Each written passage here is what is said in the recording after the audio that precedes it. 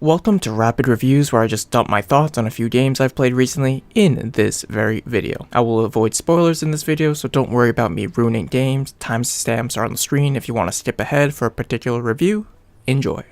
Yakuza 0 is in a class of its own. It strives to create many different and unique experiences wherever you go through its numerous activities, areas, side quests, and more. Most of the characters are extremely well fleshed out, and it's always a joy to see new character interactions. The main storyline is excellent and fun, but I wouldn't even say it's the highlight of the game. The sub-stories and the characters are what really makes this game memorable. The combat is varied with different fighting styles and cinematic heat moves that change with what item you're holding, what objects you're near, and location. The sound effects and visual presentation of the heat moves are really dramatic, and the sound effects they use just make it such a visceral experience. Being able to upgrade your abilities with money is a creative way to substitute for an experience point system. Everything from buying items to improving your combat abilities to participating in games is accessible through gaining money. While you will accrue a lot of money throughout the game, the cost of abilities is excellently paced to scale with your progress through the game, so with proper money management or grinding, you will be able to access Kiryu's or Majima's strongest abilities at the right times in the game.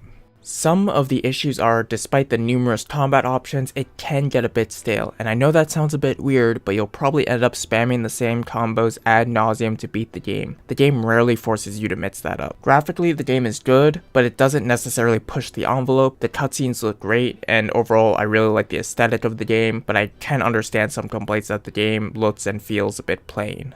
Overall, Yakuza 0 is an excellent game that always keeps you engaged with something new. It also gets really immersive as the environments look and feel Japanese rather than what we think Japan looks like. The cutscenes are all voice acted in Japanese, though I think there's an English option too, and that too is really well done. The game has some truly special moments, and it's one of my favorite games that I played in 2018. I've been meaning to play through Bayonetta since I own Bayonetta 2 for the Switch, and it's certainly nothing like what I was expecting. The sheer scale of the game is epic. Often you find yourself in these truly larger than life areas, and it's just wow. It's a gorgeous game. The combat likewise is top notch. Besides some wonky camera shenanigans sometimes, the variety of combos keeps the game interesting. The movement is excellent and smooth. The bosses are my favorite part of the game. The designs are nothing like I've seen before. They're also extremely fair for the most part. Many of the attacks are choreographed, and with practice you can learn how to properly react to and avoid damage. However, it's not all praises for this game. The story is a mess, let's be honest. It's not that it's incoherent, but it's just so hard to follow what's going on most of the time. Because of this, many of the reveals or twists just feel like huh moments to me.